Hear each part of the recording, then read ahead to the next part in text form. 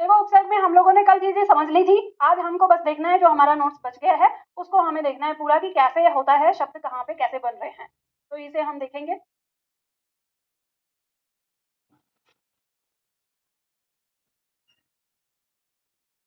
यहाँ तक हम लोगों ने कर लिया था। अब देखो अगला उपसर्ग है हमारा अधि। अधि का भावार्थ क्या होगा? श्रेष्ठ, ऊपर, ऊंचा, प्रधान, मुख्य। अब ये इतने सारे जो शब्द हैं ना, इनमें से कोई सा भी एक अर्थ अपने साथ लेकर ये आगे बढ़ सकता है किसी भी शब्द के साथ। बात समझ में आ गई ना? तो अब आपने निकाल लीजिए और जो भी जहां भी नोट करना है, जैसे कल मैंने आपको बताया था कि विलोम के लिए वा लगा लेना वी, और पर्यायवाची के लिए पा लगा लेना, जहां संधि हो रही होगी वहां पे सा लगा लेना। इससे आपको सारे शब्दों में पता चल जाएगा क्या चल रहा है। ठीक है, तो यहाँ पे हम देख रहे हैं अधि प्लस कार शब्द हमारा बनता है अधिकार, और अधि प्लस पति शब्द बनता है अधिपति। अब इसमें ये नई विशेषता वाले शब्द बन रहे हैं दोनों के दोनों। ठीक है, अधिकार का मतलब होता है हक जताने वाला, ठीक है, उससे, और अधिपति का मतलब प्रधान से होता है, मुख्य से होता है। ठीक है, शब्द है अधि प्लस अक्ष, तो अध्यक्ष शब्द इसका अर्थ भी मुख्य से होता है। तो ये तीनों ही शब्द जो है नई विशेषता वाले बने हैं, तो आप इन्हें यहाँ पे न लिख सकते हैं। और इसमें जो नीचे ये अध्यक्ष है, ये किससे बना है? संधि विधि से बना है। इस तरह से आप इस पे नोट कर सकते हैं। उपसर्ग दिया है हमारा अब उपसर्ग का भावार्थ है नहीं, हीनता या दूर या निम्न से। ठीक है, चारों में से कोई सा भी भाव हो सकता है। जैसे देखेंगे शब्द दिया है अब प्लस कृपा से, तो बना है अब कृपा। अब देखो अब कृपा का मतलब यहाँ पे हो गया किसी पर कृपा न होना, कृपा का मतलब हो गया दया भाव होना। ठीक है, और अब कृपा का मतलब हो गया दया भाव न होना। तो आपको क्या दिख रहा है? ये विलोम दिख रहा है, तो वह लगा लो यहाँ पर। ठीक है, अब शब्द दिया है अब प्लस क्षय, क्षय का अर्थ मैंने दे दिया है नष्ट होना यहाँ पर, और यहाँ पे शब्द हो गया अवक्षय, तो अवक्षय का मतलब हो गया एकदम से नाश हो जाना या बर्बाद हो जाना। तो ये क्या बन रहा है? इसका पर्यायवाची बन रहा है, तो यहाँ पे पा लिख सकते हैं आप। ठीक है, शब्द आ रहा है अब प्लस गाह, गाह शब्द का अर्थ होता है स्थान। ठीक है, और यहाँ पे बना है अवगाह, अवगाह का मतलब हो गया गहरा स्थान, कहीं पे जो गहरा स्थान होता है उसको अवगाह कह देते हैं।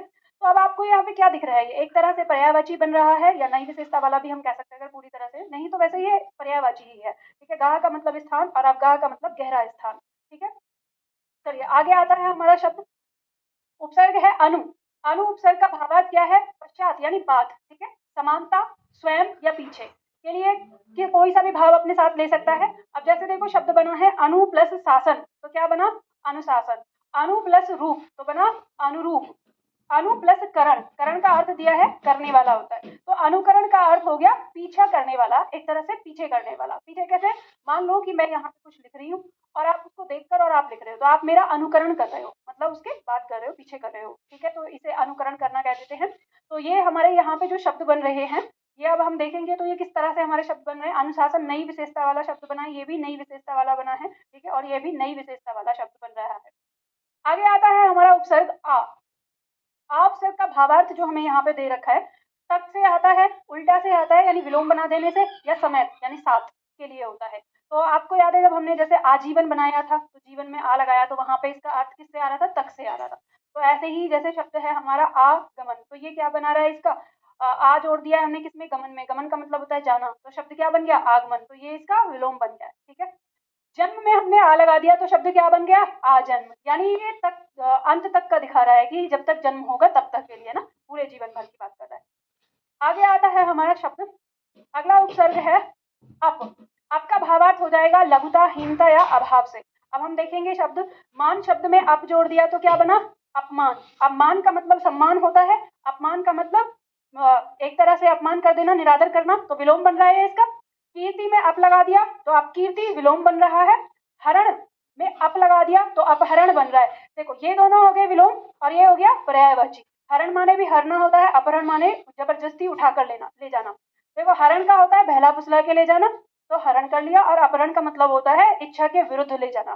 तो ये दोनों में अंतर है, कौन सा थोड़ा। फिर उपसर्ग आता है उत। उत उपसर्ग में हम भाव देखेंगे, ये ऊपर, श्रेष्ठ और उत्तम से लेकर होता है। तो जैसे हम देखेंगे पतन शब्द में हमने उत लगाया तो उत्पतन हो गया। अर्थ मैंने लिख दिया है ताकि आपको स्पष्ट रहे। ठीक है, जैसे कि ये आएगा कि अर्थ कौन सा आ रहा है या नहीं आ रहा है। जैसे पतन का मतलब हो गया गिरना, तो उत्पतन का अर्थ क्या बन जाएगा? ऊपर उठने से बन जाएगा, तो ये क्या बन गया? इसका विलोम बन गया। ठीक है, अब शब्द है जैसे कर्ज। कर्ज का मतलब खींचना होता है, उत माने ऊपर की ओर, ऊपर या श्रेष्ठ की ओर, तो उत्कर्ष का मतलब क्या होता है? जो ऊपर की ओर खींचे। ठीक है, तो ऊपर की ओर खींचने की अवस्था को उत्कर्ष कहा गया है। शब्द है पीड़क। पीड़क शब्द का अर्थ है कष्ट देने वाला, इसमें उत लग गया। तो इसमें अधिकता को, यानी जो ये श्रेष्ठ वाली चीज आ रहा है ना, अधिकता को दर्शा रहा है, तो उत्पीड़क बन गया। उत्पीड़क का अर्थ हो गया अधिक कष्ट देने वाला। तो दोनों क्या बने, एक दूसरे के पर्यायवाची बने। ठीक है, नोट करते रहिए साथ के साथ, जो इसमें दिया है आपकी पूरी सारणी इसमें बन जाएगी। इसके बाद शब्द आता है हमारा, उपसर्ग है अभी। इसका भावार्थ श्रेष्ठ, पास, अति या अधिकता से आता है। शब्द देखेंगे, मान शब्द में हमने अभी लगाया तो क्या बन गया, अभिमान। मान का मतलब होता है एक तरह से सम्मान के लिए, और अभिमान का मतलब हो गया घमंड से। तो नई विशेषता वाला शब्द बन रहा है, ना विलोम बन रहा ना पर्यायवाची। ठीक है, आगे शब्द है सार। सार में अभी जोड़ दिया तो शब्द बन गया अभिसार। सार का मतलब एक तरह से, जैसे हम कहते हैं ना, बेस के लिए रखते हैं, कंक्लूजन लाते हैं, और अभिसार का अर्थ हो जाता है फैलाने से, किसी चीज को एक आधार पर फैला देने से। ठीक है, तो ये भी नई विशेषता वाला शब्द बन जाता है।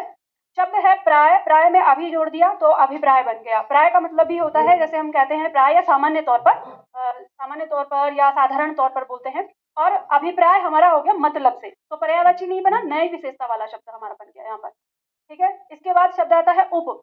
उप का भावार्थ हो जाएगा निकटता, गौण या सहायक से।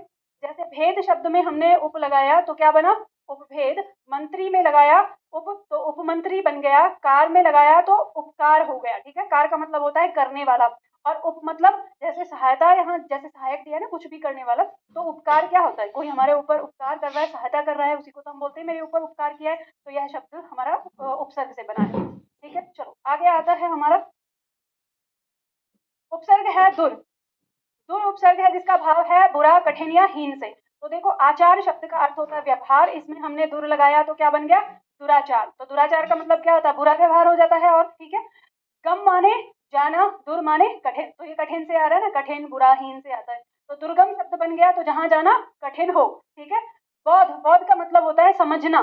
ठीक है, और दुर माने कठिन, तो दुर्बोध मतलब जो कठिनाई से समझ में आए। गुण का अर्थ होता है जो गुण अंदर, किसी व्यक्ति के अंदर जो अच्छी बातें होती हैं उनको। तो दुर्गुण शब्द बन गया, इससे बुरे गुण हो गया।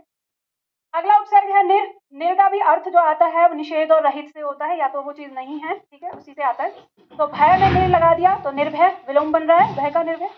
मल में निर लगा दिया तो निर्मल बन रहा है। धन में निर लगा दिया निर्धन बन रहा है। वास में रहना, इसमें निर लगा दिया निर्वास, इसका विलोम बन गया। सारे के सारे जो है विलोम है। ठीक है, आगे देखो, इसमें भी आपके सारे के सारे नहीं, विलोम नहीं है, नई विशेषता वाले शब्द हैं ये जो बने हैं। दुर्गम, ठीक है, दुर्बोध और दुर्गुण, हाँ ये नई विशेषता वाले हैं ये सारे के सारे। अब देखो आगे शब्द दिया हुआ है आपका दुहु। इसका भावार्थ हो जाएगा कठिन, बुरा या दुष्ट से। तो जैसे देखो, अब यहाँ ध्यान रखना, ये दुहु वाला और ये निस वाला, ये जो आपका बन रहा है ये आपकी विसर्ग संधि से बन रहा है। ठीक है, इसमें संधि है आपकी, कौन सी संधि है, विसर्ग संधि है। ठीक है, यहाँ पे साहस शब्द में दू लगाया हमने, विसर्ग का मेल दंत से हो रहा है, तो यहाँ पे हमारा क्या होना चाहिए, दुस्साहस होना चाहिए। अच्छा हाँ, ये विसर्ग संधि लगती है यहाँ पे, मैं आपको यहाँ पे एक पॉइंट बताऊंगी जो कि आपको ध्यान रखना है। हम इस शब्द को चाहें तो ऐसे भी लिखते हैं, तो ये लिख लेना, आपको ध्यान रखना है इसमें। अगर हमने जैसे दुहु प्लस साहस, तो जब हम देखते हैं हिंदी में लेकर आए या उपसर्ग लगाए तो दुस्साहस ऐसे कर देते हैं, लेकिन इसमें विसर्ग संधि नियम लग जाता है हमारा, तो शब्द हमारा दुस्साहस बन जाता है। तो दो शब्द आपके सामने आ रहे हैं, तो अब इसमें आपको क्या ध्यान रखना है, जब इस शब्द में उपसर्ग पूछे तो आपको शब्द की प्रकृति पर ध्यान देना है।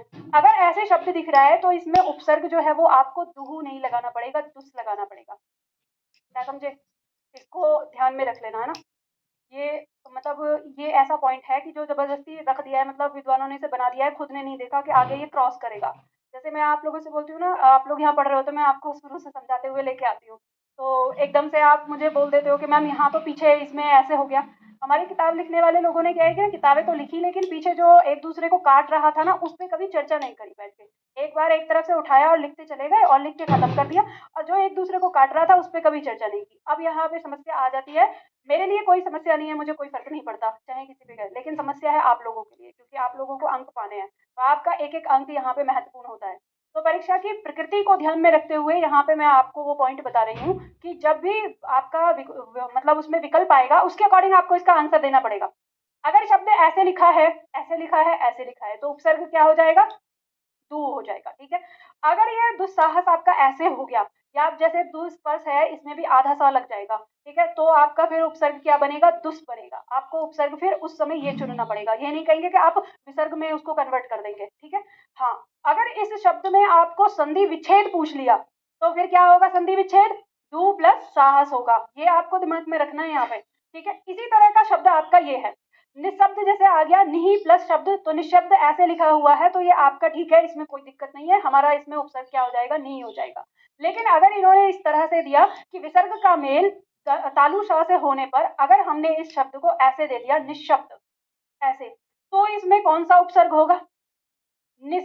अब मैं यहाँ पे लिखूंगी, बताइए ये निस ये होगा या ये निस होगा, नीचे वाला, समझ गए। ये जो नीचे लिखा है ना, साथ में इस चीज को ध्यान रखना, जो दिया है उपसर्ग ना यही माना है, ठीक है। तो हमारी संधि का नियम तो इसमें इसको ऐसे लेके जाएगा तो आपके दिमाग में कंफ्यूजन होगा, तो इसीलिए ध्यान रखना कि विसर्ग स चाहे कोई सा भी आके बने, हर हाल में आपका स जो है वो क्या रहेगा, दंत वाला ही रहेगा इसके साथ। तो ये पॉइंट आपको यहाँ पर समझना है। तो बात समझ में आ गई। जब इस तरह से लिखा है निशब्द, निशेष और निःशुल्क, तो इसमें उपसर्ग हमारा क्या है, निहि नहीं है। और ये 4 पॉइंट दु, नि और दुष और निश, ये 4 पॉइंट आपके लिए महत्वपूर्ण है, यहाँ से परीक्षा में प्रश्न आता है, ठीक है। तो इसलिए इसको ध्यान में रखिएगा। अब इसी में ये तो समझ में आ ही गया आपको, दु प्लस स्वप्न ये तो आ ही जाएगा। अब जैसे देखो इसमें दिया है दुष्ट, यहाँ पे दिया है दुष प्लस कर्म, शब्द क्या बन रहा है, दुष्कर्म। अब ये कैसे बन रहा है, यानी सा जो आपका दंत है वो किस में बदल रहा है, मूर्धा में बदल रहा है। यहाँ पे आप एकदम से दिमाग खराब होगा आपका, क्योंकि आप जानते हैं दरअसल ये शब्द जो आपका बना है ये किससे बना है, दु प्लस कर्म से बना है, और इसमें लागू हुई है हमारी संधि विधि। और विसर्ग क से मेल करने पे स्वयं को मूर्धा में बदल रहा है, ये हमने देखा, इसलिए आ रहा है। लेकिन अब जब ऐसे आए, तो जब ऐसे लिखा हुआ है तो आपको उपसर्ग जो बताना होगा वो दुष् ही बताना होगा। इसी तरह से शब्द आ गया दुष्कीर्ति, दुष्काल, मैंने तीनों इसी तरह के शब्द रख दिए, यही आते हैं, समझ गए ना। कोई कंफ्यूजन अगर किसी को लग रहा है तो फिर दोबारा से समझाऊं। हाँ, ये वाला सा इसलिए हो जाएगा, बात को सुनो, जो आपके उपसर्ग हैं यहाँ पर जो बनाए हुए हैं,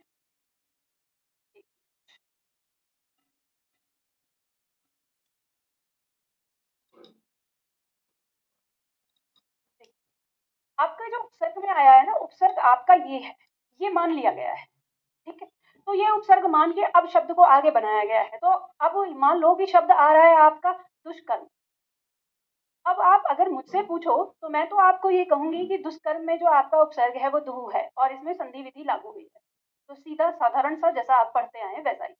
लेकिन हमारी किताबों में ऐसा नहीं छोड़ा है, और हमारी किताबों में ही नहीं, हमारे जो प्रीवियस क्वेश्चन पेपर आए हैं उनमें उसका जब आंसर रखते हैं, तो मान लो आपसे ये पूछा गया कि दुष्कर्म में कौन सा हमारा उपसर्ग है, तो विकल्प में आपको ना तीनों देगा, ये विकल्प में आपको तीनों मिलेंगे, ये भी मिलेगा। लेकिन आपको ये ध्यान रखना है कि किसी भी शब्द में ऐसे दू या नी के साथ कोई सा भी सा रखा हो, तीनों में से कोई सा भी हो, आपको हमेशा दंत वाले को ही करके आना है, ये सोच लो अपने दिमाग में कि उपसर्ग के तौर पर। अब ये ऐसा क्यों दिया, मैं एक अनुमान लगा सकती हूँ, मैं यहाँ पे ये कह सकती हूँ कि इन्होंने क्या किया है कि यहाँ पर उपसर्ग में रख के इसको ऐसे मान लिया है कि जैसा उपसर्ग काम कर रहा है, सामने सामने दिख रहा है, हम ऐसा ही रख देंगे इसको, अब हम संधि विधि नहीं रखेंगे। लेकिन बात यही है कि कोई अगर सवाल करे कि इसकी वजह से भी तो बन रहा है, आपने ऐसा क्यों बनाया है, तो अगर मुझे कोई इसे सुधारने का मौका दे तो मैं यहाँ पे इसको ऐसे सुधार दूंगी कि आपका जो ये दुहु है इसके साथ बाकी सारे शब्द आ जाएंगे और नहीं के साथ आ जाएंगे, सीधा इसमें संधि विधि लागू हो जाएगी, वही आएगा आपका जो उसके साथ जुड़ेगा, तालु जुड़ेगा तालु आएगा, मूर्धा वाला जुड़ेगा मूर्धा आएगा, दंत वाला जुड़ेगा दंत वाला आएगा, जो आपने नियम रखा था। तो अभी फिलहाल के लिए आपको यहाँ पर क्या याद रखना है कि शब्द कोई भी हो हमारा उपसर्ग के अंदर याद रखना है, कोई भी उपसर्ग हो, चाहे उसमें हमारा ये मूर्धा श आया हो, चाहे तालु श आया हो, चाहे हमारा दंत स आया हो, इन तीनों स्थिति में जब भी आपको बताना होगा तो आपको दंत वाले को ही सही करना होगा, ठीक है, चाहे वो दुस का हो चाहे वो निस का हो, ये वाला पॉइंट रख लेना, ठीक है। अभी इसमें वो दिमाग मत लगाना कि मैम संधि में पढ़ के आए थे और ये हुआ वो हुआ, इसको एकदम से आपको मान लेना है कि वही वाली बात है ना कि जैसे मैंने कहा कि अगर सारे मिलके दिन को रात कहेंगे तो हम भी रात कह लेंगे, हमें क्या दिक्कत, लेकिन बात आनी ये चाहिए कि टिके तो सही एक बात पे। तो अभी तक यहाँ पे जो आंसर अभी तक जितने भी आए हैं वो इस बात पे टिके हुए हैं, तो मैंने वही आपको बता दिया, इसलिए मैं ये कही नहीं रही कि यहाँ पे गलत है, ठीक है, इसलिए मैं इसका विरोध नहीं करी, विरोध करना होगा मैं अपनी किताब में करूंगी, यहाँ नहीं। हाँ,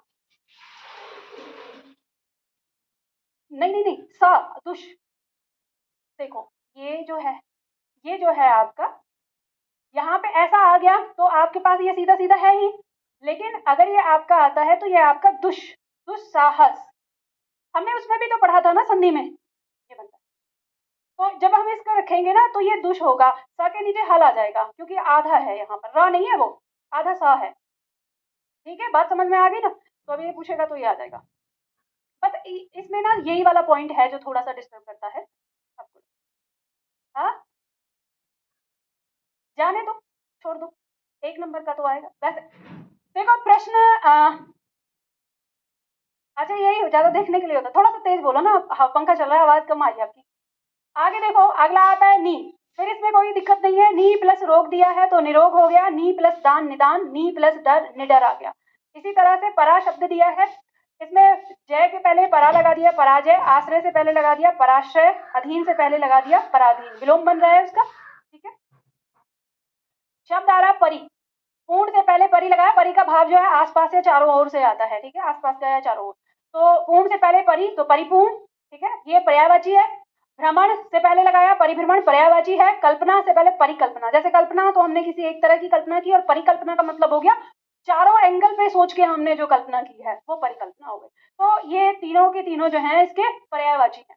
फिर शब्द है सत, सत ये वाला आपका आता है जो कि आपको समास में भी मिलता है ना, इसे ध्यान रखना। इस सत का मतलब होता है अच्छा या श्रेष्ठ, तो जैसे दिया है सत प्लस जन तो सज्जन शब्द बना, सत प्लस कीर्ति सत्कीर्ति, सत प्लस कर्म सत्कर्म। और ये तीनों ही शब्द अगर इनमें कभी आपसे समास पूछा जाए तो कौन सा समास होगा?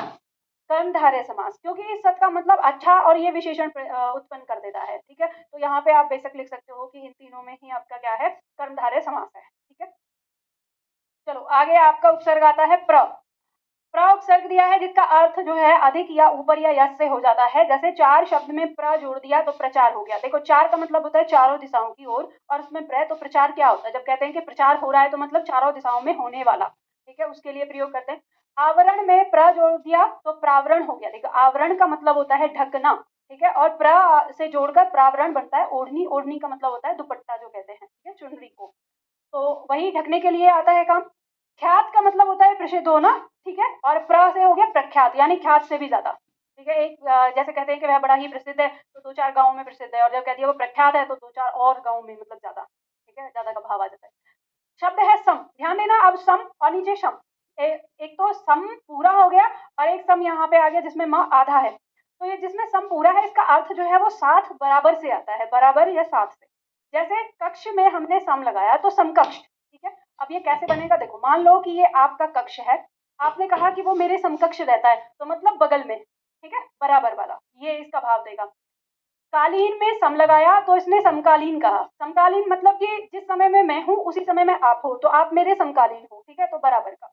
अब उसी तरह से ये सम आता है, इस सम का अर्थ या तो पूर्णता से होता है या सामने से होता है। ठीक है, देखते हैं इसको, इससे थोड़ा अलग अर्थ लेकर ये शब्द बनाता है।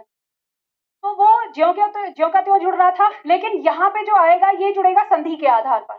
यहाँ पे सम प्लस योग हुआ तो संयोग हो गया, यहाँ पे सम प्लस अक्ष हुआ तो समक्ष। सम मतलब सामने, अक्ष माने आंखें, तो समक्ष बन गया। उसी तरह से सम प्लस मुख बना तो सम्मुख, जब कहते हैं वो मेरे सम्मुख है तो यानी मुख के सामने है। ठीक है, तो इस तरह से ये शब्द आपका बना है, ये संधि से बना है, इसमें संधि लागू हुई है। आगे आता है हमारा प्रति। प्रति का अर्थ हो गया हर एक या प्रत्येक से, तो जैसे क्षण में लगाया प्रति क्षण बन गया, ध्वनि में लगाया प्रति ध्वनि बन गया। इसके एक तरह से क्या होता है, विलोम वाले शब्द बन जाते हैं। क्षण प्रति क्षण ये दोनों बन गए पर्यायवाची, और ध्वनि और प्रतिध्वनि ये बन गए विलोम एक दूसरे के। ध्वनि के बदले में उत्पन्न होने वाली ध्वनि प्रतिध्वनि कहलाती है। ठीक है, आगे शब्द आता है वी। वी उपसर्ग है हमारा, भाव हो जाएगा भिन्न से, हीनता से, समानता से। देखो ध्यान दीजिए, आपके दिमाग में आ रहा होगा कि कल जब मैंने आपको बताया था कि वी जोड़ के हमने शुद्ध शब्द में वी जोड़ा तो हमने उसका पर्यायवाची बनाया, और देश शब्द में वी जोड़ा तो हमने विलोम बनाया। तो अब ये कैसे होता है? क्योंकि ये शब्द के दोनों ही अर्थ होते हैं, तो भिन्न उससे अलग होने से, और समानता उसके समान होने से, तो दोनों ही भाव इसमें आ रहे। तो अलग अलग शब्द के साथ ही अलग अलग ही अर्थ ले लेता है। जैसे नाश में वी लगा दिया तो विनाश हो गया, तो पर्यायवाची बन गया। ठीक है, उसी तरह से देश में वी जोड़ दिया तो विदेश बन गया। ठीक है, देह माने हो गया शरीर, और वी माने हो गया नहीं, यहाँ पर तो विदेह हो गया यानी जिसके पास शरीर नहीं है। बताइए विदेह किसका पर्यायवाची मैंने बताया था? हाँ, किसका किसका? हाँ, कामदेव का, सही तो है। और तुम किसको बता रहे थे? अनंग का ना, तो अनंग भी तो कामदेव ही है ना, डरने वाली क्या बात है। अनंग विदेह दो नाम दिए हैं। अब इसके साथ एक नाम और याद कर लो, विदेह जो है राजा जनक का भी नाम है। ठीक है, इसीलिए सीता को वैदेही कहा जाता है। सीता का पर्यायवाची वैदेही है। ठीक है, आपने सुना होगा, रामायण में देखा होगा, तो राम अक्सर कहा करते थे वैदेही। ठीक है, जानकी बना है जनक राज्य की, मतलब मतलब जनक के नाम से बना है जानकी। चलो, तो विदेह में हो गया कामदेव और राजा जनक। अच्छा, ये जानना नहीं चाहोगे कि राजा जनक को विदेह क्यों कहा गया? क्योंकि विदेह का मतलब है जो शरीर में ना हो। तो ये ऐसा कहा जाता है कि राजा जनक राजा होते हुए भी और इस शरीर में होते हुए भी इस मोह माया से अलग थे, वो पूरी तरह से बहुत मतलब विद्वान पहुंचे हुए सिद्ध पुरुष थे। तो इसीलिए उनका नाम विदेह रखा गया था, मतलब विदेह उन्हें कहा जाता था कि वो मोह राजा होने के बाद भी मोह माया से दूर थे। अब देखो आगे आता है हमारा अगला सु। सु उपसर्ग का भाव हो गया अधिक या अच्छा से। तो जैसे कर्म में लगा दिया सु तो सुकर्म हो गया अच्छे कर्म।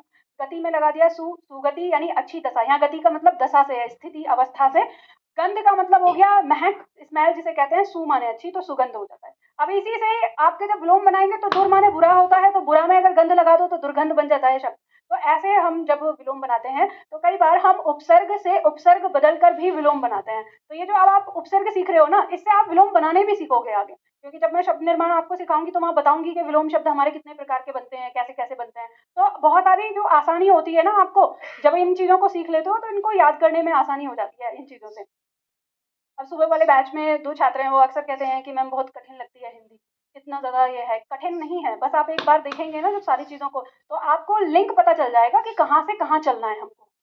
चलो देखो, अब आता है हमारा हिंदी के उपसर्ग। हिंदी के उपसर्ग हमारे कौन-कौन से हैं, एक बार मेरे साथ दोहरा लो। अ, अन, अध, उन, अ, उ, स, सु, नी, सु, बिन, भर। अब देखेंगे हम इसमें अ उपसर्ग हमारा दिया है जिसका भाव अर्थ जो है, हमारा भावार्थ अभाव या निषेध से है। तो जैसे छूत शब्द में हमने बनाया है अ, तो शब्द क्या बन गया? अछूत। तो लिख लीजिए इसे। ज्ञान शब्द में हमने आ लगाया तो शब्द क्या बन गया? अज्ञान। अब मुझे एक बात बताइए यहाँ पर, ये ऐसे किताबों में लिखा हुआ है यहाँ हिंदी के इसमें, ये ज्ञान शब्द आपका हिंदी का शब्द है कि संस्कृत का शब्द है? हिंदी का। संस्कृत में क्या कहते हैं ज्ञान को? अरे इसकी शक्ल देख के भी आप बता सकते हैं, ये वाले वर्ण आपको जहाँ भी मिलेंगे संस्कृत वाले ही हैं। ठीक है, हिंदी में हिंदी के जो नए शब्द बन के आए हैं ना, उन्होंने हिंदी की एक खास बात रही है कि एक तो हिंदी ने हमेशा पूर्ण वर्ण दिया है, जहाँ पूर्ण शब्द देता है वो, अंत में कोई आधा अधूरा नहीं देता। दूसरा, संयुक्त वर्ण से संबंधित जो आपके अक्षर होते हैं उनको लिखने से बचती है हिंदी। जैसे मान लो कि संस्कृत में आप कार्य लिखते हो, हिंदी इसको कारज कर देती है। मतलब ये कि रा जो आधा हो गया, ये इसको मिला के संयुक्त वर्ण बना रहा है ना, तो ये इसको पूरा कर देते कारज। हिंदी में हम कहते हैं कारज है हमारे घर में, ऐसे बोलते हैं ना। तो हिंदी जो है वो सरलता की ओर जाती है, बहुत ज्यादा नहीं आती। तो ये हमारा क्या है, ज्ञान शब्द जो है ये हमारा संस्कृत का ही है, लेकिन देखो हिंदी के इसमें लिखा हुआ है, सबने लिखा है। हाँ, कागज ये होता है जिसपे आप लिख रहे हो, और वो कारज मतलब घर में जैसे काम ना कोई प्रोग्राम होता है, जो कार्यक्रम काम कारज कारज वो कार, इसे कागज मत समझो। हाँ, गाँव देहात में सब जो इसका इस्तेमाल करते हैं। आप लोग करते हो नहीं करते हो? मेरे घर में तो बहुत होता है। कहते हैं घर में कारज है और इनको देखो आज ये पढ़िए। अक्सर मेरी मम्मी हम लोगों को ऐसे डाँटती है। जैसे हम लोग अब सब लोग भाई-बहन इतना बड़े हो गए हैं, और जब भी कोई घर में जैसे मान लो दिवाली होती है या होली होती है तो सब मिलते हैं। तो होता है कि सुबह-सुबह उठ के बैठ जाएँगे कि चलो चाय पे बैठे बातें कर रहे हैं, और पता नहीं जैसे ही हम लोग बैठेंगे, जैसे सारे एक साथ बैठते हैं अपनी-अपनी बातें करते हैं। अब हम लोगों को चुगली तो करनी नहीं होती है। हम एक-दूसरे की या तो टाँग खींचेंगे कि भाई थोड़ा-सा हँस लें, और जहाँ हम हँसना शुरू होते हैं वहाँ हमारी मम्मी को पता नहीं क्या चुल मचना रहती है, एकदम से चिल्लाएंगी, देखो कारज का टाइम हो रहा है और इन्हें अपनी लग रही है। तो इतना प्रयोग करते हैं, तो ऐसे शब्द हमारे घर में आते रहते हैं। अब पता नहीं आप लोग करते हो कि नहीं करते हो, खड़ी बोली से ही संबंधित रखते हैं हम, तो खड़ी बोली वाले शब्द हैं ये। ठीक है, ये हो गया अज्ञान। ज्ञेय का मतलब भी होता है जिसे जाना जा सके, और इसमें अ लग गया तो शब्द क्या बन गया? अज्ञेय। और नाथ शब्द का मतलब होता है स्वामी, और उसमें अ लग गया तो अनाथ हो गया। ठीक है, इसी तरह से उपसर्ग आता है उन। उन का अर्थ यहाँ पर आ जाएगा एक कम। ठीक है, भाव से आता है एक कम। अब जैसे 30 में उन लगा दिया तो शब्द क्या बना? 29। और 29 क्या होता है? 30 से एक कम। ठीक है, इसी तरह से 60। 60 का मतलब यहाँ पे 60 से है, उसमें उन लगा दिया तो शब्द बन गया 59। इसी तरह से जो 50 शब्द का अर्थ है यहाँ पे 50 से, और उसमें उन लगा दिया तो शब्द बन गया 49। अब आपको समझ में आ गया होगा, 19 से लेके और आपका ऐसे ही चलता रहेगा, तो वो सारा एक कम एक कम एक कम चलता रहता है। ठीक है, तो इससे आता है ये उपसर्ग हमारा। फिर इसके बाद आता है हमारा अन उपसर्ग। अब देखो संस्कृत में हमने एक अन उपसर्ग देखा था, जब भी ये आएगा ये आ जाएगा हमारा संस्कृत वाला जिसके नीचे हल लगा है। ठीक है, तो ये क्या अज्ञेय का मतलब जिसे जाना ना जा सके, ज्ञेय का मतलब जिसे जाना जा सके, और ज्ञेय का मतलब जिसे जाना ना जा सके। ठीक है, अनेक शब्दों के लिए एक शब्द याद नहीं किया तुमने, दूसरे सेट में ही है, जिसमें ज्ञेय, अज्ञेय और विज्ञेय, प्रज्ञेय ये सारे हैं एक साथ। चलो, तो देखो ये तो हमारे संस्कृत में आता है, लेकिन हिंदी वाले उपसर्ग में हमारा जो अन है ये क्या हो जाएगा, पूरा हो जाएगा। तो यहाँ पे मोल शब्द, मोल का मतलब क्या होता है, जिसे हम मूल्य कहते हैं, ठीक है, हिंदी में मोल कहते थे उसको, कीमत एक तरह से ना। और अन लगा दिया तो भाव तो अभाव या निषेध से आ रहा है, तो शब्द क्या बन जाएगा, अनमोल, जिसका मोल ना हो। पढ़ शब्द में हमने अन लगा दिया तो शब्द क्या बन गया, अनपढ़। ठीक है, ऐसे ही मेल, मेल का मतलब मिलना, मिलना जुलना, उसमें अन लगा दिया तो अनमेल, कहते हैं अनमेल विवाह, सुना है ना शब्द, ये आता है आजकल। मतलब आजकल क्या लोग अनमेल विवाह कर देते हैं ना, किसी को पसंद नहीं होता, या कोई लड़का बहुत लंबा होगा, लड़की छोटी कर देती है, ऐसे। मतलब अनमेल का मतलब ऐसे नहीं है, या उस तरीके से कि कद काठी रूप रंग को देखकर जब कहा जाता है, तो उसमें अनमेल की कोई मेल ही नहीं है। फिर शब्द आता है सुना, सुना मतलब सुनना, और अन माने नहीं, तो अनसुना आ जाएगा, तो जो सुना हुआ नहीं है, अनसुना।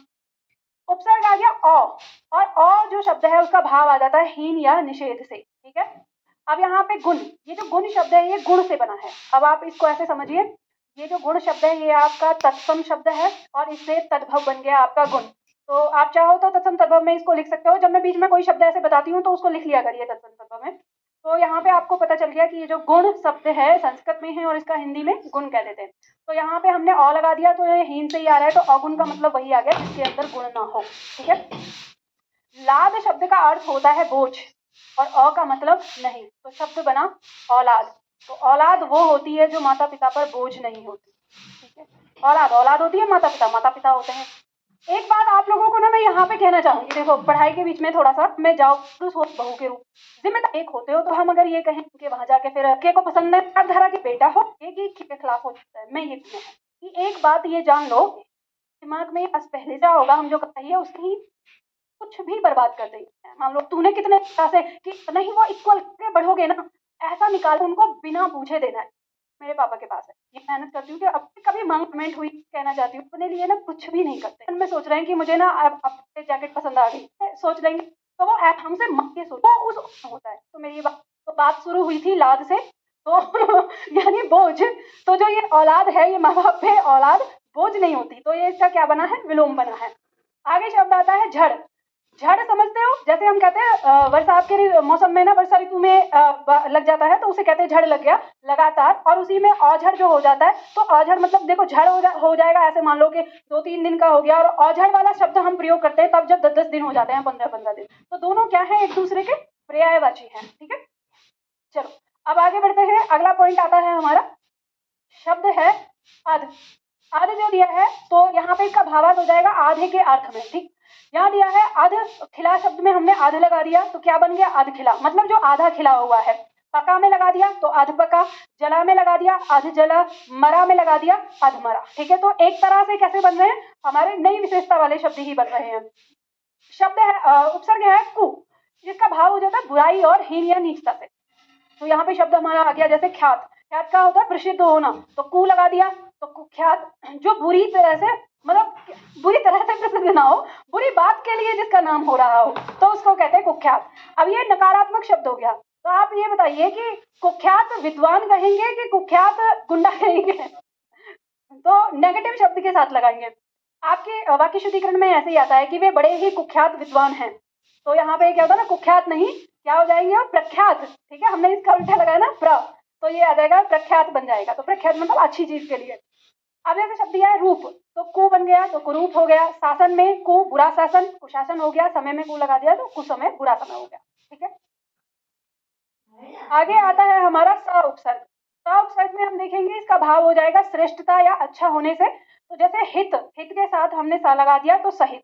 ठीक है, पूत के साथ लगा दिया सा तो सपूत बन गया। आदर के साथ स लगा दिया तो सादर बन गया। अब इसमें क्या हुई है, संधि हुई है, इसमें याद लेना कौन सी संधि है, दीर्घ संधि। अवधान में स लगा दिया तो सावधान हो गया, इसमें भी संधि है, सेम टू सेम।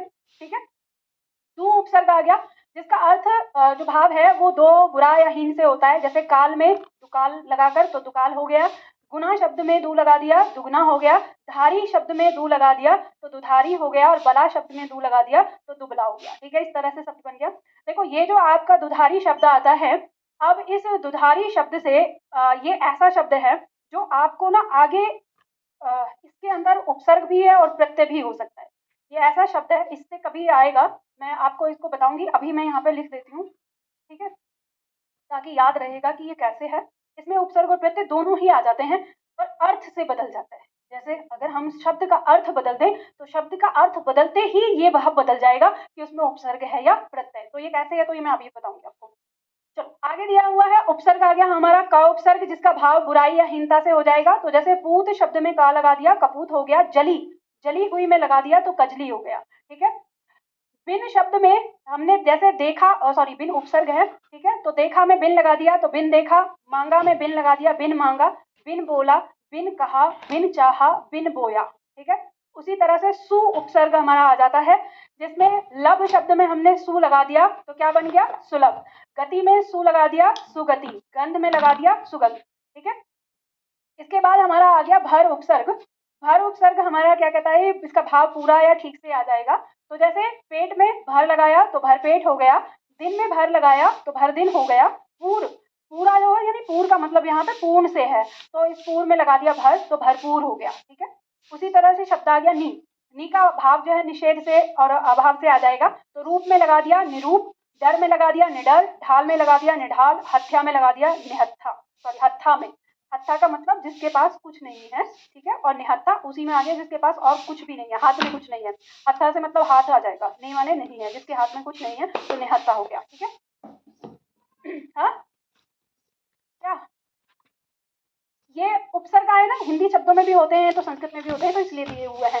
इसमें ये मत करना, मतलब ये चीज नहीं देखना कि हिंदी में आ गया संस्कृत में आ गया। जो तुमको हिंदी में मिलेगा वो संस्कृत में भी मिल जाएगा, और जो संस्कृत में है वो हिंदी में भी मिल जाएगा। जैसे हमारा अ उपसर्ग है, अ उपसर्ग में हमारा जो है वो हिंदी के भी शब्द हैं और हमारे वो संस्कृत के भी हैं। तो वो अ वाला उपसर्ग हमने यहीं पे लिखा हुआ है, वहां नहीं लिखा संस्कृत में, तो ऐसा नहीं है कि वहां नहीं है। ठीक है, मना करना, मना करना मतलब जैसे हम कहते हैं ना जी, यहाँ पे हमने निषेध कर दिया कि अब कोई यहाँ नहीं आएगा, एक तरह से आप निषेध शब्द जो यहाँ देने का अर्थ है वो ये है कि नकार देने से, ठीक है, नेगेटिव होने से, मतलब आप उसको नेगेटिव समझ लो कि निषेध का मतलब नेगेटिव होना। ठीक है, अब इससे जो शब्द बनेगा वो नेगेटिव बनेगा, उसका एंटी, इस तरह से। सावधान में मैंने आपको दीर्घ संधि में बताया था कि स उपसर्ग है, और इसमें अवधान, अवधान शब्द का मतलब होता है सचेत। ठीक है, यहाँ पे अ और ये अ दोनों मिलकर क्या बना रहे हैं, आ बना रहे हैं, तो ये शब्द हमारा क्या बन जाएगा, सावधान बन जाएगा। ठीक है, तो सचेतता के साथ, सावधान का मतलब और भी ज्यादा सतर्क। और ये परीक्षा में पूछा हुआ है, ये ध्यान रखिएगा, ये पूछा है और इसमें गलती करते हैं, और प्रश्न आपका वही दोहराता है जिसमें गलतियां होती हैं छात्रों से, क्योंकि जो प्रश्न सब सही कर देते हैं वो आगे के लिए खत्म हो जाता है। अब आगे उर्दू के उपसर्ग, तो उर्दू के कौन कौन से उपसर्ग हैं देखेंगे हम। जैसे दिया है कम, खुश, गैर, दर, ना, प, बा, पर, पद, बे, ला, सर, हर, हम। अब इसमें आपको ना कौन से शब्द ऐसे दिखाई दे रहे जो हिंदी में भी है, देखो हर शब्द और हम शब्द हिंदी में भी होता है। हिंदी में जो हर होता है उसका अर्थ क्या होता है, शिव। ठीक है, और हिंदी में जो हम होता है वो मैं का बहुवचन होता है, मैं का बहुवचन। ये बिल्कुल वैसे ही है जैसे आपके पास जरा शब्द आ गया ना, जरा और जरा, नुक्ता लगा दिया। ठीक है, इस तरह से जरा मतलब बुढ़ापा और जरा माने थोड़ा, तनिक। तो इस तरह से आपके ये दो शब्द हैं। तो कई बार ऐसे छात्र कहते हैं कि मैम ये सब तो उर्दू का है और ये हिंदी का भी है या कैसे है, तो यहाँ पे ऐसे हमारे बहुत सारे शब्द आपस में मिल जाते हैं लेकिन अर्थ अलग अलग होते हैं, अर्थ सेम नहीं मिलेंगे ना। तो हर शिव के लिए आ गया और हम माँ का बहुवचन हो गया, पर ये इसके उपसर्ग भी हैं। तो जैसे देखेंगे दिया हुआ है, देखो यहाँ पर पहला उपसर्ग है कम। कम का भाव जो है वो क्या आ जाएगा, थोड़ा या हीन से। अच्छा मैं आपसे पूछूंगी संस्कृत में कम के लिए हम कौन सा शब्द प्रयोग करते हैं, जिसमें नुक्ता लगा हुआ है उसका मतलब थोड़ा है, ठीक है, और जिसमें नुक्ता नहीं लगा है उसका मतलब बुढ़ापा है। क्या बोलते हैं कम को, कुछ अल्प कहते हैं। आपको बहुत सारे शब्दों के बारे में नहीं पता है कि क्या चीज है, या दिमाग नहीं लगाते हैं ना, अल प्राण महाप्राण ऐसे करके अगर जो ऐसे बोले ना इस तरह की भाषा, वाक्य हिंदी बोलता है। हाँ, हम उर्दू भी बोलने लगे हैं बहुत ज्यादा। तो कम उपसर्ग है जिसका भाव थोड़ा या हीन से आ जाता है, यानी कम होने से आ जाता है। तो जैसे सिन शब्द में हमने कम लगाया तो कम सिन हो गया। सिन का अर्थ जो है उम्र या अवस्था से आता है। अवस्था कैसी है? कम सिन। तो कम सिन जैसे कोई नव नवेली जो युवती होती है, कम उम्र की होती है, उसके लिए प्रयोग किया जाता है कम सिन। उम्र से पहले कम लगा दिया, कम उम्र शब्द बन गया। उसी तरह से खुश शब्द है, खुश उपसर्ग है जिसका भाव जो है वो किससे आएगा? अच्छा, प्रसन्न या शुभ से आएगा। तो जैसे मिजाज, मिजाज कहते हैं स्वभाव को, तो खुश मिजाज। जैसे अब देखो शब्द बना है बूदार, बूदार शब्द है और उसमें खुश लगा है। अब इस शब्द में से जो बना है खुशबूदार, इस शब्द में दो उपसर्ग हैं। बू, बू गंध के लिए आता है, दार, तो यहाँ पर ये जो बू है ये शब्द भी आपका उपसर्ग में आ जाता है। ठीक है, तो ये खुशबूदार। ठीक है, अब आता है जैसे किस्मत शब्द में लगा दिया तो खुश किस्मत हो गया। इसी तरह से गैर आ गया जिसका अर्थ भिन्न या पराया से आ जाएगा। तो मुल्क में गैर मुल्क, ठीक है, सरकारी में गैर सरकारी, हाजिरी में गैर हाजिरी। अब इन शब्दों को देखते हुए आप ये समझ सकते हैं कि हमारी भाषा में उर्दू के भी कितने सारे शब्द सम्मिलित हैं जिन्हें हम देखते हैं। हाँ जी, गैर हाजिरी का नहीं, एब्सेंट हो जाएगा, एब्सेंट होना। नहीं नहीं नहीं नहीं नहीं नहीं, गैर अनऑथराइज नहीं होगा, इसका एब्सेंट होता है। आगे देखो शब्द है दर। दर शब्द का यहाँ पर अर्थ है में, और ये में जो हमारा कारक चिन्ह बनता है ना, अंदर के लिए जब प्रयोग करते हैं, जैसे घर में, तो अंदर के लिए जो हम प्रयोग कर रहे हैं वो है। तो जैसे असल शब्द में हम जब दर लगा देते हैं तो दरअसल बन जाता है। और इस पॉइंट से ना एक पॉइंट यहाँ समझ लो, लिखो, रख कॉपी पे लिखो।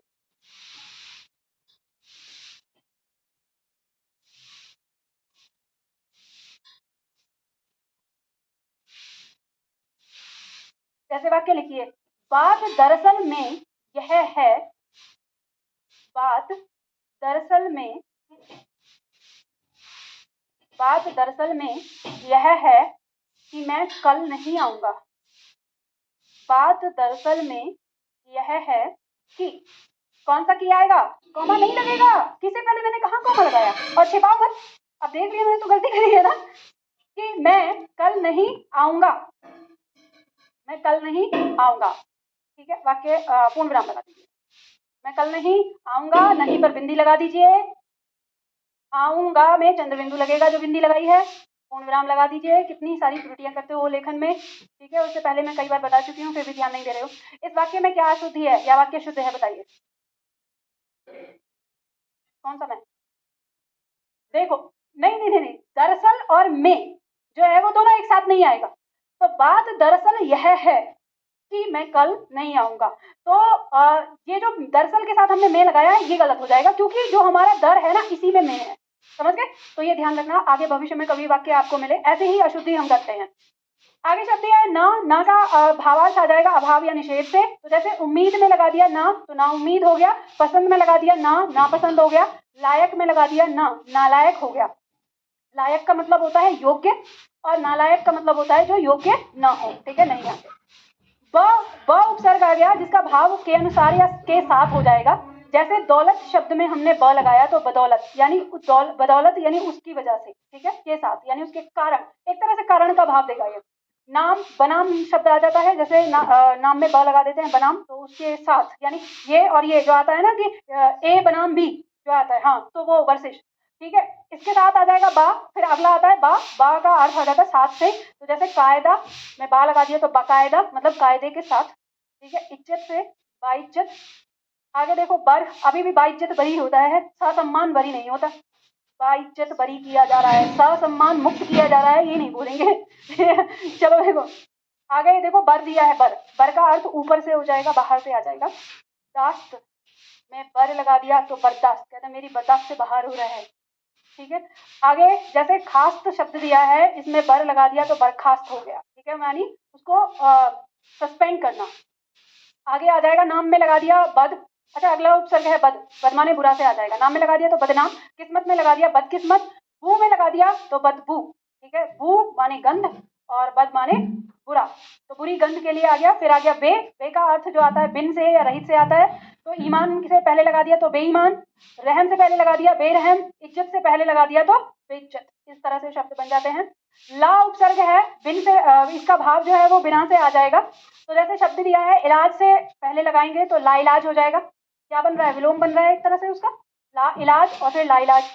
परवाह से लापरवाह बन रहा है, वारिस से लावारिस बन रहा है। वारिस का मतलब होता है उसकी एक तरह से देखभाल करने वाला, ठीक है, और लावारिस हो जाएगा जिसका कोई ना हो, ठीक है, लावारिस। आगे आता है सर। देखो असल में मुझे लगता है कि लावारिस शब्द का अर्थ यही है कि जिसके पास कोई ना हो। अब ला और क्योंकि वारिस का मतलब होता है कि उसका कोई ना कोई वारिस हो तभी बनता है। अब वैसे लावारिस को अनाथ से लगा लेते हैं लोग, अनाथ नहीं होता है। लावारिस का मतलब होता है कि जिसका अब करने वाला कोई नहीं है, मालिक नहीं, जिसकी करने वाला कोई नहीं है। वारिस जो है वो संतान वंशज में आता है ना, वंशज के। वही तो मैं वही तो कह रही हूँ कि उसका अर्थ जो हम लेते हैं उस तरीके से कि इसका स्वामी ना हो कोई। लेकिन अगर देखा जाए वारिस शब्द के अकॉर्डिंग तो बनता है उससे कि उसके आने वाला आगे। तो या हम वस्तु के बारे में कह सकते हैं कि उसको यूज करने वाला, क्योंकि वंशज तो वही होता है ना, उसकी संपत्ति को यूज करने वाला वारिस जो बनेगा। तो आप सामान के लिए वारिस लावारिस कहेंगे तो बात यही है, जो सामान को यूज करने वाला, ठीक है। चलो देखो आगे शब्द आता है सर। सर शब्द का अर्थ जो हो जाएगा भावार्थ मुख्य श्रेष्ठ से हो जाएगा। कार का अर्थ यहाँ करने वाला, सर जो मुख्य है करने वाला क्या बोलते हैं उसको, सरकार। ताज से पहले बन गया सर तो सरताज, जो सबके ऊपर होता है उसी से बना है। हर शब्द का हर प्रत्यय का यहाँ पर, सॉरी प्रत्यय नहीं उपसर्ग, हर उपसर्ग का जो अर्थ है यहाँ पर प्रत्येक से आ जाएगा हर एक के लिए। तो रोज में हर लगा दिया तो हर रोज, चीज में हर लगा दिया हर चीज, हाल में लगा दिया हर हाल। उसी तरह से शब्द आता है हम, ठीक है, उपसर्ग है हम का अर्थ साथ रहने वाला या बराबर के से आ जाएगा। तो उम्र में लगा दिया, माँ के नीचे वो लगा दीजिए रा, ठीक है, टाइपिंग मिस्टेक है इसमें। तो हम उम्र हो गया, वतन में लगा दिया हम वतन हो गया, सफर में लगा दिया हम सफर हो गया, ठीक है। इस तरह से सारे शब्द बन जाएंगे। आगे शब्द आता है हमारा, अब कुछ इसके अलावा अंग्रेजी के उपसर्ग आते हैं। आप में से जो छात्र आरओ की तैयारी करेंगे या आगे यूपीपीसीएस मेंस आदि लिखेंगे तो वहां पे आपके अंग्रेजी से संबंधित ये उपसर्ग भी आ जाते हैं, तो आपको इन पर भी ध्यान देना है। जैसे सब, deputy, general, vice, chief, head आदि ये आ रहे हैं तो इनसे शब्द बनने वाले हैं। जैसे सब लगाते हैं तो वो अधीन या नीचे के लिए भावार्थ देता है। जैसे इंस्पेक्टर में सब इंस्पेक्टर, तो इंस्पेक्टर से छोटा हो जाता है। उसी तरह से जैसे डिप्टी शब्द का प्रयोग करते हैं तो वो सहायक से आता है। तो जैसे हम लगाते हैं रजिस्ट्रार में लगा देते हैं तो डिप्टी रजिस्ट्रार हो जाता है यानी सहायक उसका। उसी तरह से जैसे जनरल शब्द है तो वो प्रधान या मुख्य के लिए लगाया जाता है। जैसे मैनेजर में लगा दिया तो जनरल मैनेजर यानी वो प्रधान हो जाएगा। वाइस भी सहायक को दर्शाता है, तो जैसे वाइस राय, राय के साथ लगा दिया जाता है तो वाइस राय बन जाता है। इसी तरह से चीफ प्रमुख के लिए आता है, तो जैसे मिनिस्टर है तो उस पे उसके ऊपर फिर चीफ मिनिस्टर आ जाता है। हेड शब्द का प्रयोग भी मुख्य के लिए होता है। जैसे मास्टर तो हेड मास्टर, तो मास्टर जो कॉमन होंगे उनके ऊपर हेड मास्टर, ठीक है। इस तरह से ये अंग्रेजी से संबंधित है कुछ। इसके अलावा कुछ ऐसे शब्द हैं जो अव्यय के रूप में प्रयोग होते हैं, मतलब होते अव्यय होते हैं या कुछ उपसर्ग के रूप में भी होते हैं। तो ये इन्हें हमने अभी तक नहीं पढ़ा जो हमने हिंदी या संस्कृत में देखा, लेकिन आपको ये गाहे बगाहे मिल सकते हैं। कहीं आते जाते आपसे उपसर्ग के बारे में पूछ सकता है कि उपसर्ग है या नहीं, तो इस पे भी आप एक बार नजर मार लीजिए। जैसे शब्द है आपका अंतः, अंतः का भाव आ जाता है भीतर या बीच का, इसके लिए। तो जैसे हम बोलते हैं अंतःकरण, तो अंतःकरण का मतलब हो जाता है हमारे अंतर का, ठीक है। तो जब हम बोलते हैं अंतःकरण मतलब अंदर होने वाला। और ऐसे ही अंतःपुर, तो अंतःपुर का अर्थ आ जाता है घर के अंदर जो स्थान होता है। अंतःपुर किसको कहा जाता है, जहाँ महिलाएं रहती थी उस स्थान के लिए। तो इसी से बना है ये शब्द।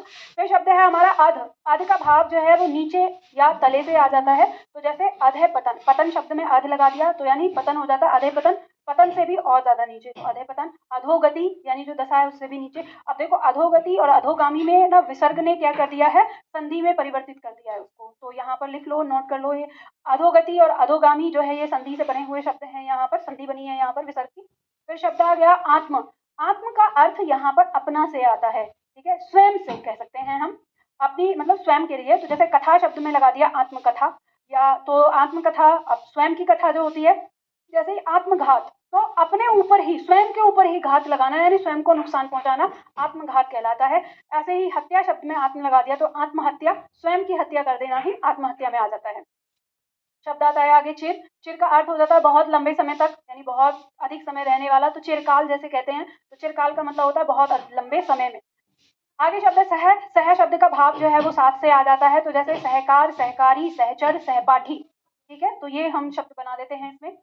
स्व शब्द अभी तक हमने नहीं देखा, यानी जितने भी हमने देखे अभी हमने उपसर्ग में नहीं देखे, ये है तो आपके सारे संस्कृत के ही, लेकिन इनको क्यों, हाँ जी, सहकार साथ काम करने वाला के लिए हो जाता है, और सहकारी भी करने वाली, ठीक है, उसी में ये शब्द आता है। सहचर साथ चलने वाला, और सहपाठी साथ पढ़ने वाला, जैसे ये सब आपके क्या है, सहपाठी है। तो आप देखो यहाँ पर ये जितने भी आपको दिख रहे हैं ना, ये अभी आपने उपसर्ग के अंदर इनको देखा नहीं है, तो ये दरअसल कभी ये उपसर्ग के रूप में काम करते हैं, तो कभी ये स्वतंत्र रूप में भी काम करते हैं, इसलिए इनको हमने वहां से अलग उठा के रखा है। पर आपसे ये पूछे जा सकते हैं, शब्द है जैसे स्व, स्व मतलब निजी अपना से आ जाएगा, तो स्व किया का मतलब करना, स्व माने स्वयं, तो जो काम स्वयं किया गया है तो स्वकीय बोल दिया जाता है। स्वतंत्र, जब स्वतंत्र हम बोलते हैं तो अपना तंत्र जब हम रखते हैं, यानी अपने नियम कायदे कानून रखते हैं, तभी तो हम स्वतंत्र हैं। अगर हम किसी दूसरे के माध्यम से हैं तो हम तो परतंत्र हो जाते हैं ना, तो पर माने पराया हो जाता है, तो उससे भी बनता है पर, हमारा नीचे लगा हुआ है उपसर्ग, ठीक है। शब्द आता है हमारा आगे स्वदेश, अपने देश के लिए लग जाएगा। स्वयं शब्द है, स्वयं का अर्थ खुद अपने आप से आता है, तो जैसे स्वयं भू,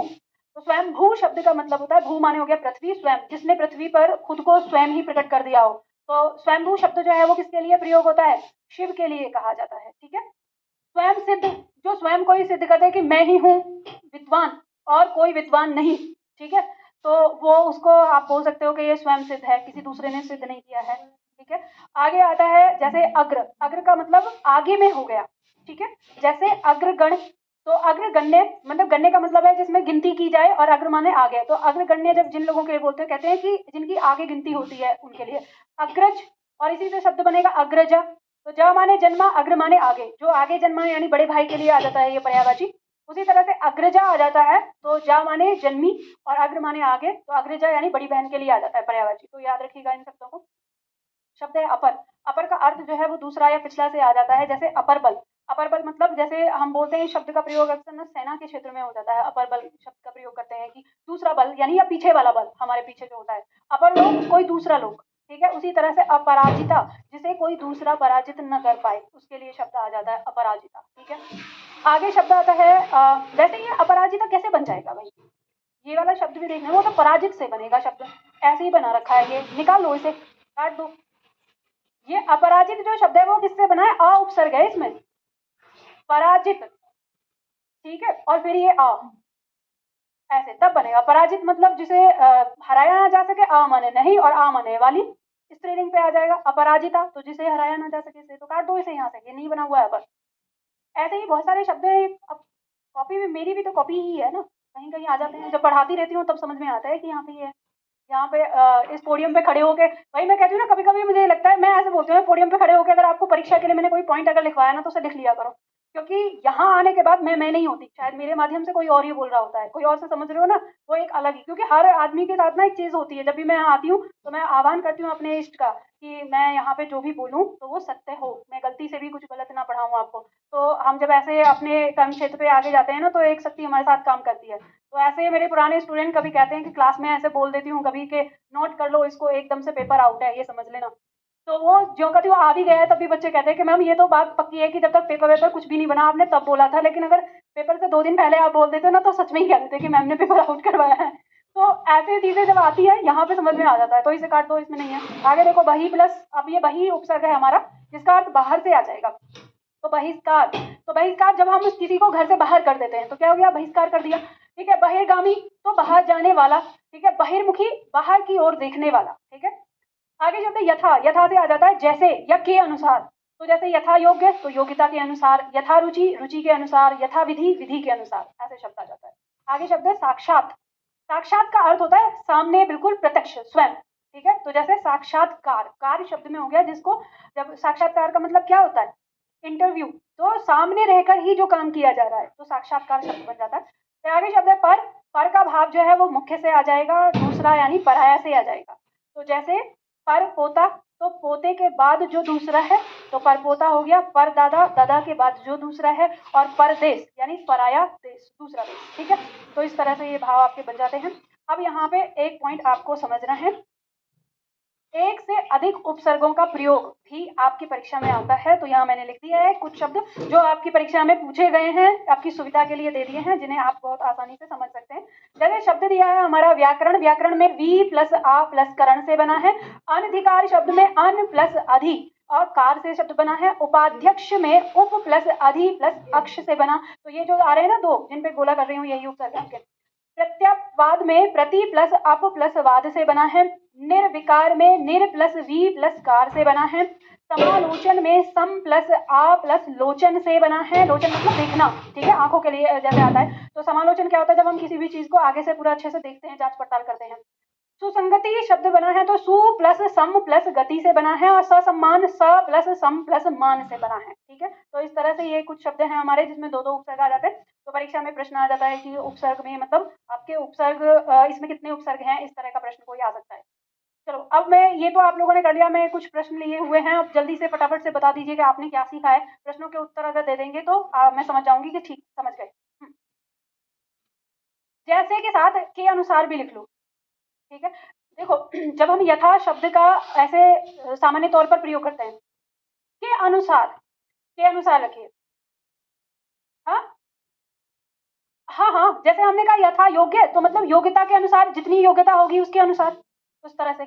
और जो हम ये जैसे शब्द का प्रयोग करते हैं, तो यथा जब प्रयोग करते हैं तो वो ऐसे करते हैं कि मैं आप लोगों को कुछ प्रश्न दिखाती हूँ, यथा मतलब हम ऐसे ही बोल देते हैं, जैसे ना बोल के यथा। तो ये हमारे संस्कृत का शब्द है सबसे पहला। संस्कृत के बाद जब हमने अब हिंदी में प्रयोग करना शुरू किया, तो हिंदी में हमने जैसे या उदाहरण के तौर पर ऐसे बोल देते हैं, उदाहरण के तौर पर या जैसे ऐसे बोल देते हैं, तो वो यथा ही बोला जाता है। अभी अगर पुराने लोगों से आप बात करोगे, या कभी आपने मोदी जी को या अमित शाह को सुना हो जब वो इंटरव्यू देते हैं अपना, तो वो प्रयोग करते हैं इस शब्द का बहुत बार, कि जब बता रहे होते हैं तो यथा शब्द का प्रयोग करते हैं। तो जब आप लोग किसी को सुनते हो ना, खास करके पुराण पढ़ रही है और वहां से आप है, अब देखो जल्दी से थोड़ा सा ना इसके बारे में भी समझ लो, या एक काम करो, क्योंकि हो सकता है मेरे दिमाग से निकल जाए। जब प्रत्यय हम समाप्त करेंगे, जैसे अंतिम क्लास होगी जिस दिन प्रत्यय की, उस दिन आप मुझसे ये बात पूछना कि मैम दुधारी शब्द के बारे में आपने बताया था कि उसमें कभी उपसर्ग तो कभी प्रत्यय होता है, तो वो कब होता है, ठीक है। तो ये याद करा देना, क्योंकि अभी आप लोगों को प्रत्यय पढ़ाया नहीं है, तो फिर वही आपके दिमाग में आएगा क्या। चलो, कोई एक नोट कर लो, वही बता देना। अगर प्रश्न बता दो जल्दी से फटाफट। उपसर्ग का प्रयोग कब होता है, शब्द के प्रारंभ में, ठीक है। बताइए, प्रश्न संख्या दूसरा, अनुवाद में प्रयुक्त उपसर्ग क्या है, अनु। आगे बढ़ो, उपसर्ग रहित शब्द का चयन कीजिए। विलोम, इसमें विकल्प है अत्यधिक, अभिनव, अभिरुचि, आंचल। आंचल हो जाएगा, ठीक है। ये इसमें क्या, अब इसे समझ गए ना, रहित का मतलब नहीं, तो जिसमें उपसर्ग नहीं है। अब देखो, जैसे रहित होता है ऐसे ही एक शब्द आता है सहित, तो आपको ये ध्यान रखना है, सौ से साथ याद रखना। कई सारी चीज ऐसे आएगा, उपसर्ग रहित है, उपसर्ग सहित है, तो बहुत सारे छात्र ऐसे ही कंफ्यूज हो जाते हैं कि होना पूछा है कि नहीं होना पूछा है। तो ऐसे याद रखो कि सहित मतलब साथ यानी होना, और रहित मतलब फिर उसका उल्टा हो गया, ठीक है। आगे बढ़ो, ध्यान से पढ़कर दिए गए कूट के अनुसार उत्तर दीजिए। उपभेद उप प्रधान में उप उपसर्ग है, कुमाता कुपुत्र में कु उपसर्ग है, अतिरिक्त अत्याचार में अति उपसर्ग है, केवल एक शुद्ध है, केवल दो शुद्ध है, या दो और तीसरा शुद्ध है, या तीनों सही है। बाबा, तीसरा सही है, तो तीसरा तो इसमें कहीं है ही नहीं। हाँ, गाँव में तीसरा ठीक है, तो पहला गलत है। बालक बताओ, देखो ये भी सही है, ये भी सही है, ये भी सही है, तो अब इसमें कोई सा गलत नहीं है, तो आपका उत्तर क्या आ जाएगा, तीनों सही। देखो, यहाँ आपको दिख रहा है, यहाँ स्पष्ट दिख रहा है, यहाँ दिख रहा है, यहाँ स्पष्ट दिख रहा है, यहाँ पे स्पष्ट दिख रहा है। अब यहाँ आपको पता है ये क्या है, अति प्लस आचार, ठीक है। तो अति प्लस आचार बना हुआ है, ठीक। चलो आगे बढ़ते हैं। अगला प्रश्न, व्यवस्था से पूर्व कौन सा उपसर्ग लगाएं कि उसका अर्थ विपरीत हो जाए।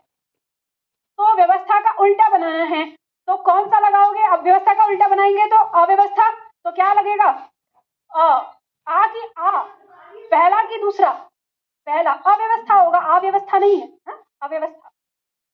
निम्नलिखित में से उपसर्ग रहित शब्द कौन सा है, यानी जिसमें नहीं है। सुयोग, विदेश, सुलभ, सुरेश।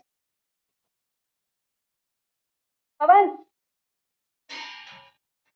सोचो, दिमाग चलाओ थोड़ा सा। अरे संधि करके आए हो बालक, आपको पता है कि सुर प्लस ईस है यहाँ पर, तो सुर में तो कोई उपसर्ग है ही नहीं, तो यही हो जाएगा जिसमें उपसर्ग नहीं है। बाकी हमारा योग में सु दिया हुआ है, या सुयोग में वी दिया है, इसमें सु दिया हुआ है, ठीक है। चलो, गमन शब्द को विपरीतार्थक बनाने के लिए आप किस उपसर्ग का प्रयोग करेंगे। तो गमन का विलोम बनाएंगे आगमन, तो क्या लग जाएगा? आ उपसर्ग का प्रयोग हो जाएगा। प्रश्न संख्या 9, निम्नांकित में से किस शब्द में उपसर्ग का प्रयोग नहीं हुआ है? निर्बल, कुलीन, सुदर्शन या कोई नहीं? किसमें उपसर्ग का प्रयोग नहीं हुआ है ये बताना है। क्या बता रहे हो? बोलो बोलो। अरे जो सुनाई पड़ रहा है सही है, डर क्यों रहे हो? कुलीन में। हाँ, तो जब मैंने बताया फिर भी क्यों डर रहे हो? हाँ, तो ये इसमें क्या है? कुल प्लस ईन है, इसमें प्रत्यय लगा हुआ है, तो इसका जो उत्तर है वो क्या होगा? शकल से देखने पे मत जाना, ठीक है। तो कुल प्लस ईन, तो यहाँ पे निर है, निर्बल में क्या है? नी की निर, निर, तो निर्बल, ठीक है। और सुदर्शन में सु। आमिष को विपरीतार्थक बनाने के लिए किस उपसर्ग का प्रयोग होगा? तो आमिष को हम बनाएंगे किससे? निर उपसर्ग से। निर उपसर्ग लगा के शब्द बना देंगे निरामिष। र को आ पूरा कर देगा तो रा हो जाएगा और निरामिष, ठीक है। और ये इतनी बार दोहरा चुके हो आप लोग कि अगर परीक्षा में आएगा तो गलत नहीं करना है। आमिष और सामिष पर्यायवाची और निरामिष दोनों का विपरीत, ठीक है, विलोम। उपसर्ग शब्दों का मेल करना है सूची 1 से सूची 2 का। तो यहाँ पे सूची 1 और ये सूची 2 है और कोट आपके यहाँ दिए हैं। आपको बताना है क ख ग में कौन सा